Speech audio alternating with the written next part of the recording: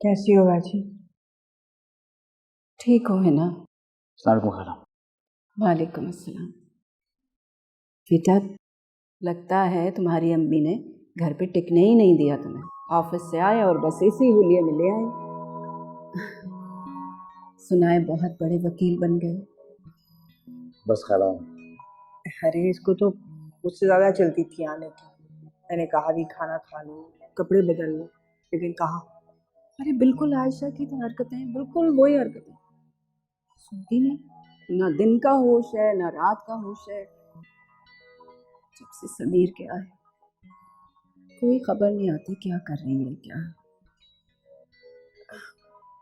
है कहा? अरे वो आलिया को पढ़ा रहे हैं। जाओ बेटा मिल लो। जी। आओ तुम अंदर आओ।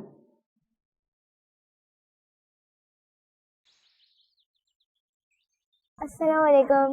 वालेकुम सलाम। रियाज तुम?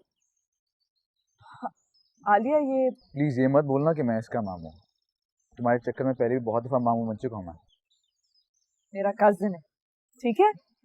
हाँ, और आपकी मामा का कभी कभार बेस्ट फ्रेंड भी हुआ करता था मैं। तो आपकी तरह हम छोटे थे ना, तो आपकी मामा इसी तरह बुक्स लेके मेरे पास आ जाया करते थे। बातें हो गई तुम्हारी? आलिया अंदर जाए, मैं थोड़ी देर में आती हूँ। हाँ,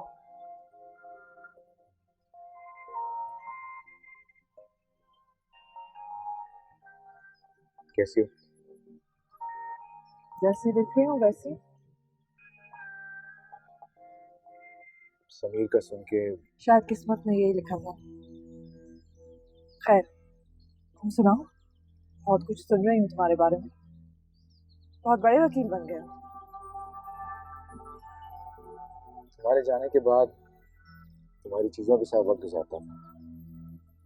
उसमें से कुछ वकालत की किताबें भी थी।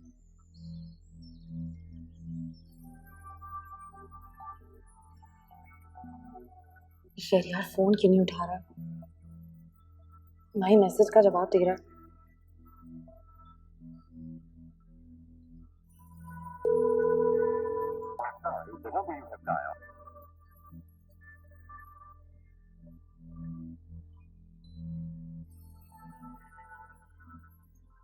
बीबी जी, मैंने पता किया था साहब को निकले काफी टाइम हो गया। कुछ चौकीदार बोल रहा है कि खातून साथ थी उनके। खातून? कौन खातून? पता नहीं। अच्छा चलो।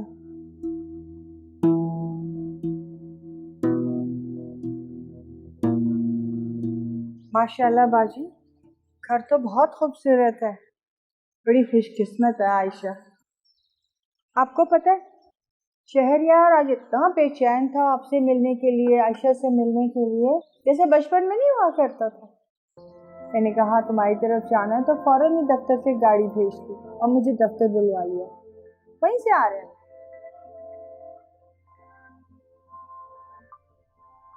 है ना, तुम भी बहुत किस्मत वाली हो। अल्लाह ने तुम्हें इतना ख्याल रखने वाला बेटा दिया। हाँ, शुक्र है अल्लाह का। बस अब क्या करो, उसकी शादी की तैयारी कर रही हूँ। अल्लाह खुशियाँ अता करे उसे। शुक्रिया।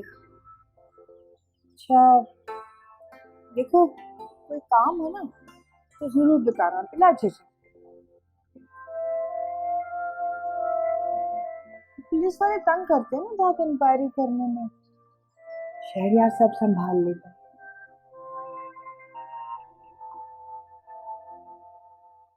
कोई परेशानी है क्या?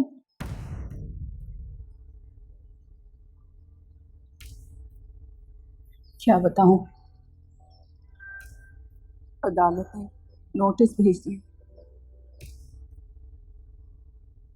10 दिन में ये घर खाली करना है।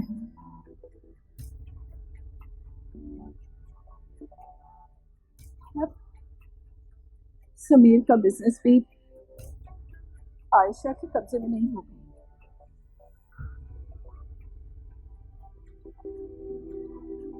उसके सौतेले भाई का कब्जा है।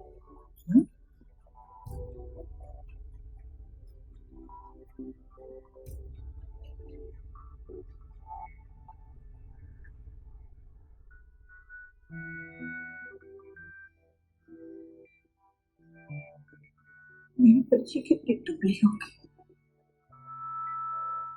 तकदीर ने क्या फैसला लिख दिया इसके हाथ में।